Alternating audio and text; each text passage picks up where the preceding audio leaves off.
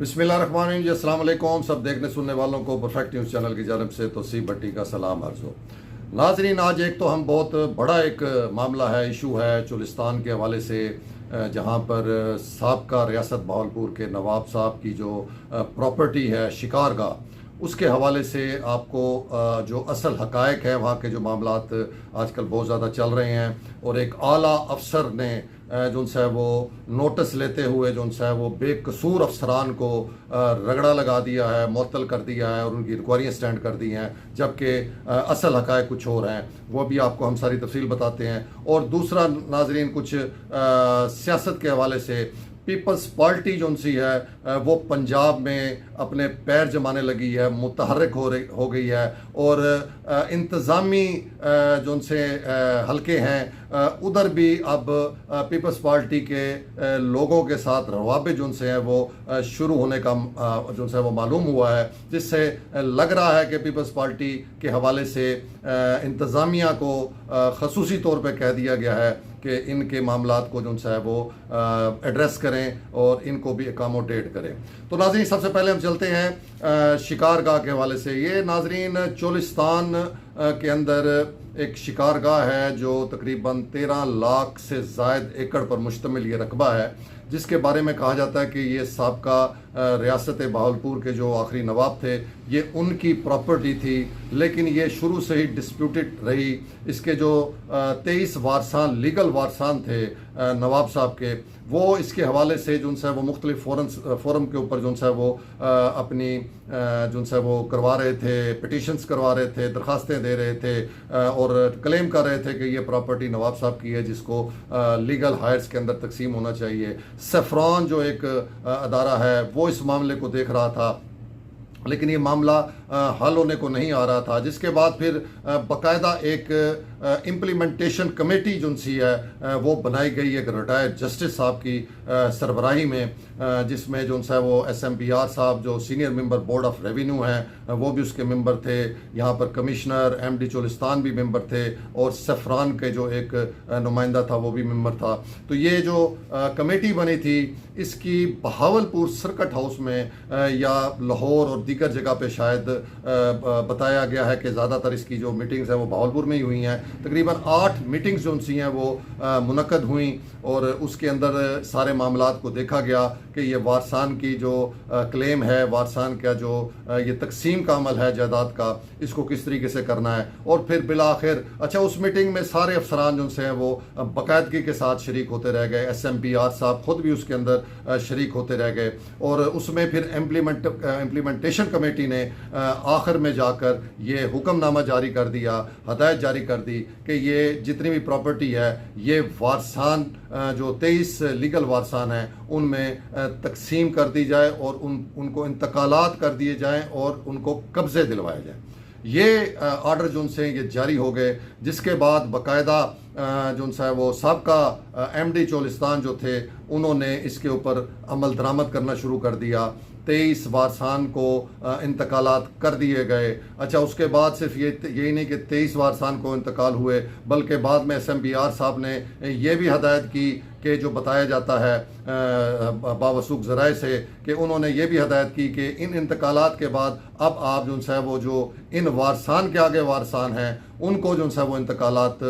जो है वो किए जाएं, दिए जाएं और उनको कब्ज़े दिए जाएं, जो कि तकरीबन 82 कहते हैं कि वो वारसान थे जिनको ये इंतकालात दिए जाने थे। फिर वो अमल शुरू हो गया और वो अमल तकरीबन मुकम्मल कर लिया गया, जिसके बाद साबका MD जो से हैं उनका ट्रांसफ़र हो गया, वो यहाँ से चले गए और अभी 2-3 महीने पहले ही नए MD चोलिस्तान सैयद नईम इकबाल साहब जो से हैं वो उन्होंने आके चार्ज संभाला। जब उन्होंने चार्ज संभाला नाजरीन, तो उस वक्त तक ये सारा कुछ प्रोसेस तकरीबन मुकम्मल हो चुका था। कुछ इंतकालात रह गए थे जो होने बाकी थे, जो कि वो भी कर दिए गए। लेकिन कहने का मकसद ये है कि जो मौजूदा MD साहब और फिर बाद में एक नए तहसीलदार साहब भी यहाँ पर पोस्ट होकर आए, इनको किसी भी सूरत हाल के हवाले से मालूम नहीं था। बाद में नाजरीन एक जो वारसान में से कुछ दो शहजादे थे, उन्होंने एक सफ़रान को लेटर लिखा और सफ़रान को कहा कि ये जो इंतकालात हो रहे हैं और आगे दीगर वारसान को भी जो इंतकालात हो रहे हैं ये गैर कानूनी हैं, इसकी कोई गुंजाइश नहीं है। और फिर मालूम ये हुआ, असल हक़ाइक़ ये है कि 1982 में दरअसल सुप्रीम कोर्ट ऑफ पाकिस्तान ने एक ऑर्डर पास किया था इस प्रॉपर्टी के हवाले से, और उसमें कहा था कि ये प्रॉपर्टी की तकसीम जो सी है ये पहले इस अराजी के ऊपर ज़रई इस्लाहात लगेंगे और ज़रई इस्लाहात के बाद इसकी तकसीम की जाएगी। तो ये 1982 के ऑर्डर्स थे जो कि बोर्ड ऑफ रेवेन्यू को तो 100% पता ही होंगे, उनको तो मालूम था, सफ़रान को भी मालूम था, लेकिन ये सब एक पुरसरार खामोशी में रहे, किसी ने इस हवाले से बात नहीं की, बल्कि ये जो अफसरान हैं ये ऑर्डर्स करते रह गए नीचे एमडीज़ को और दीगर अफसरान को कि ये फौरी तौर पर जो इम्प्लीमेंटेशन कमेटी के जो अहकामात हैं उस पर अमल दरामद करें, इसको इंतकालात करें। पहले 23 वारसान को इंतकाल किया गया, फिर जो है वो 82 अगले वारसान को इंतकाल किया गया, और इस पूरे प्रोसेस के अंदर किसी आला अफसर ने इस मामले पर आवाज़ बुलंद नहीं की। लेकिन जैसे ही ये मामला जो सा ये हाईलाइट हुआ और सफ़रान से एक लेटर आया और उसमें कहा गया कि जी ये दो शहजादगान ने जो सा इसको कंप्लेंट किया है और इस मामले को फौरी तौर पे देखा जाए, इसकी फौरी आला सतह की इंक्वायरी की जाए कि ये किस तरीके से इंतकालात किए जा रहे हैं। मतलब है कि सफ़रान भी भोली बन गई। उसके बाद फिर SMBR साहब जो उनसे हैं उन्होंने फौरी तौर के ऊपर नोटिस ले लिया जिस मामले का, जिसके बारे में वो खुद सारा कुछ जानते थे और ख़ुद मीटिंग्स के अंदर जो उनसे वो मौजूद रहे हैं, जो हमें तमाम मुतलका अफसरान और उनके ज़राए ने हमें बताया है कि SMBR साहब जो उनसे हैं वो खुद उन 8 मीटिंग्स के अंदर जो उनसे वो उसका हिस्सा रहे हैं और बाकायदा नीचे ऑर्डर्स पास करते रह गए हैं कि ये जल्द अज जल्द प्रोसेस मुकम्मल करें, वारसान को भी दें और अगले वारसान को भी जो उनसे वो इंतकाल किया जाए। तो वो उन्होंने एकदम जो है नोटिस ले लिया इस मामले का, इंक्वायरी स्टैंड कर दी, और अभी हाल में ही जो है वो मालूम हुआ है कि उस इंक्वायरी के नतीजे में जो है वो तहसीलदार चोलिस्तान डेवलपमेंट अथॉरिटी, नायब तहसीलदार चोलिस्तान डेवलपमेंट अथॉरिटी, गिरदावर, पटवारी, इन सारों को मुअत्तल कर दिया गया है। ले है नाजरीन हमारे आला अफसरान के काम कि आप खुद जो सा है जिस काम का अहकामात देते रह गए, जिस मामले का आप खुद भरपूर हिस्सा रह गए और उसको आप एकदम सारा कुछ भुला के और बिल्कुल ही भोले बन के आपने अपने मातहतों को जो है वो इसका जो है वो निशाना बना दिया। और अब सुना है कि जो MD चोलिस्तान हैं जिनको अभी 2-3 महीने ही हुए थे, जिनको ना हाई कोर्ट के अहकामात का पता था, ना कभी उन्होंने कोई इम्प्लीमेंटेशन कमेटी की मीटिंग अटेंड की थी, ना कभी सफ़रान की कोई मीटिंग अटेंड की थी, उनको भी अब रगड़े में लाने की कोशिश की जा रही है और उनको भी कहा जा रहा है कि उनके खिलाफ भी जो है वो सख्त महकमाना कार्रवाई, पीडा एक्ट वगैरह जो है वो लगाया जाएगा। तो ये इंतहाई नाइंसाफ़ी वाली बात है कि बेकसूर अफसरान को जिनको आपने डंडा देकर जो है वो सारे अहकामात अपने इम्प्लीमेंट करवाए, और अब आप खुद एक साइड पर हो गए। जब मामला खुल गया, जब चीज़ें सामने आ गई, तो आपने अपने एंड का जो गलतियां थी, जो गैर जिम्मेदाराना रवैया था, उसको छुपाने के लिए आपने सारा जो सा मामला वो डाल दिया निचले अफसरान के ऊपर, MD साहब के ऊपर, और नीचे जो है तहसीलदार, जिनके बारे में कहा जाता है कि वो उन्होंने तो एक इस केस के हवाले से एक स्टेप भी नहीं उठाया था, उनको तो किसी चीज़ का पता ही नहीं था, उनको भी मुअत्तल कर दिया गया। तो ये हमारे सिस्टम की बदकिस्मती है, हमारे ये जो इंतज़ामी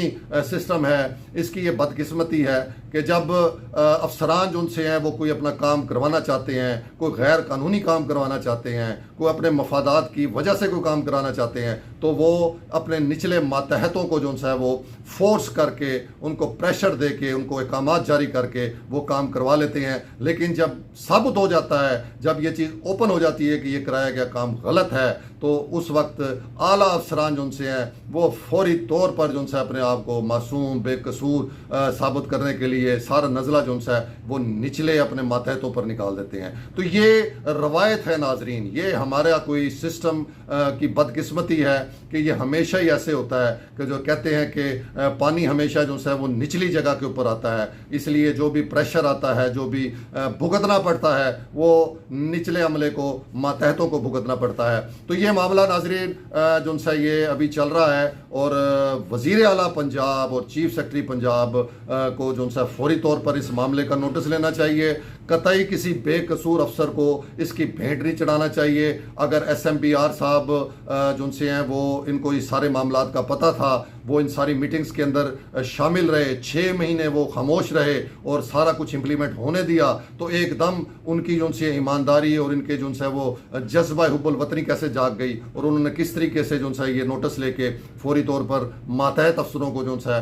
वो मुअत्तल करना शुरू कर दिया और उनके खिलाफ कार्रवाई करनी शुरू कर दी है। तो ये जो उनसे वज़ीर आला पंजाब का फ़र्ज़ है, ये चीफ सेक्रेटरी साहब का फ़र्ज़ है कि ये फौरी तौर पर मामले की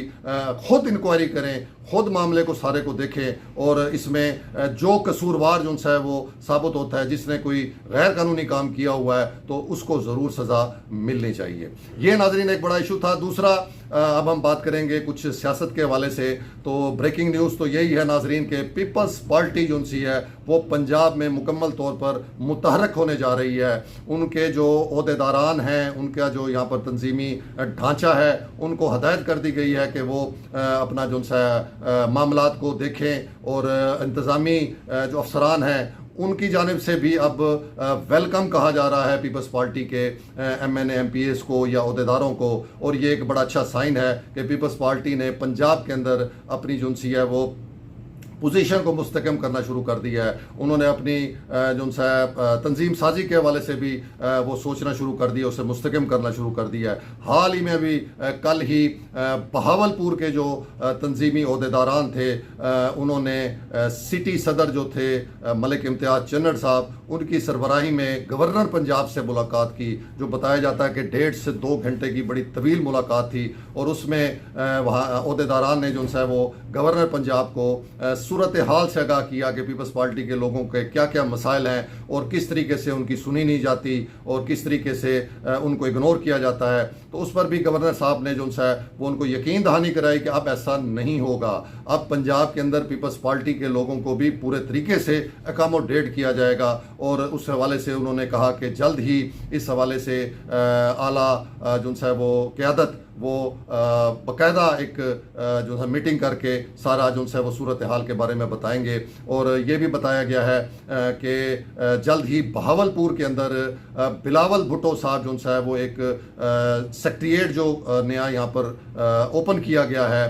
अली गिलानी साहब ने जो साहब MNA है पीपल्स पार्टी के, उन्होंने यहाँ पर ओपन किया है। उसका इफ्तिताह करने के लिए वो बहुत जल्द बहावलपुर का दौरा करेंगे और साथ ही फिर वो जनूबी पंजाब के बाकी ज़िला का भी दौरा करेंगे। और वहाँ पर उनका जो टारगेट है नाजरीन, जो पीपल्स पार्टी का टारगेट है वो है नौजवान क़यादत। नाजरीन, इस वक्त पीपल्स पार्टी भी तहरीक इंसाफ की तरह ये समझ गई है कि इस मुल्क की जो का मुस्तकबिल है, इस मुल्क की जो जमहूरियत या सियासत का मुस्तकबिल है वो नौजवानों के हाथ में है। तो इसलिए अब वो बड़ी जिसे कहें कि हिकमत अमली के साथ इस साइड के ऊपर वो चल रहे हैं, तंजीम साजी को भी वो मजबूत कर रहे हैं। तो हम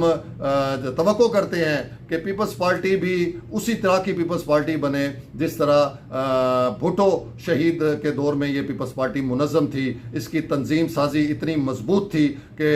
कोई भी MNA MPA या वज़ीर मशीर जो है वो इतना मजबूत नहीं था जितना तंजीमी अहदेदार जो हैं वो मजबूत थे। बहावलपुर में तंजीमी अहदेदार जो रहे हैं यहाँ पर वो मोहम्मद अब्दुल्ला यूसुफ भट्टी मरहूम जो उनसे हैं वो वाइस प्रेसिडेंट पंजाब रहे हैं। हबीबुल्लाह भुट्टा साहब जो उनसे हैं मरहूम, वो यहाँ सिटी प्रेसिडेंट रहे हैं। उसके बाद मूसा सईद साहब हैं और बहुत सारे और जो उनसे हैं वो पुराने भुट्टो साहब के दौर में जो तंजीम थी और तंजीमों के अहदेदारान थे, उन्होंने बड़ी मेहनत की थी, उन्होंने बहुत ज़्यादा तंजीम को मुतहद किया था। और भुट्टो साहब 1969 में 69 में जब यहाँ पर आए मोहम्मद अब्दुल्ला यूसुफ भट्टी मरहूम की रिहाइश का माल्टन B पर, तो उन्होंने वहाँ पर कन्वेंशन से और जो अपने वर्कर्स थे उनसे खिताब किया था और उनको बहुत ही हौसला दिया था और कहा था कि वो हर तरीके से पार्टी के जो वर्कर्स जाले हैं उनको किसी तौर पर इग्नोर नहीं करेंगे और उनको पार्टी जो सी है वो साथ लेके चलेगी। लेकिन बदकिस्मती से भुट्टो साहब के बाद बेनज़ीर भुट्टो शहीद के दौर में कुछ जो पुराने वर्कर्स थे, पुराने लोग थे, उनको उस तरीके से एड्रेस नहीं किया गया जिस तरीके से करना चाहिए था। और अब जो सूरत हाल है जिसकी वजह से पीपल्स पार्टी ज़्यादा जो सी है वो एक किस्म का वो सुकड़ी है या डाउन हुई है उसकी भी बेसिक वजह यही है कि पीपल्स पार्टी ने अपनी तंजीम साजी, अपने तंजीमी स्ट्रक्चर को जो है वो मुनज़्ज़म नहीं किया, उनको ज़्यादा अहमियत नहीं दी। लेकिन अब ये एक अच्छी खबर भी है और अच्छी एक ये सूरत हाल भी है कि पीपल्स पार्टी ने और ख़ासतौर पर बिलावल भुट्टो ने इस हवाले से जो है वो सोचना शुरू कर दिया है और पार्टी को मुनज़्ज़म करना शुरू कर दिया है और पंजाब के अंदर जो है वो पार्टी सरगर्म होने जा रही है। जी नाजरीन, ये एक अहम मामला था जो मैंने आपको बताया। उम्मीद है कि आपको ये व्लॉग पसंद आया होगा। अपना ख्याल रखिएगा। तो सी भट्टी को इजाज़त दीजिएगा। अल्लाह।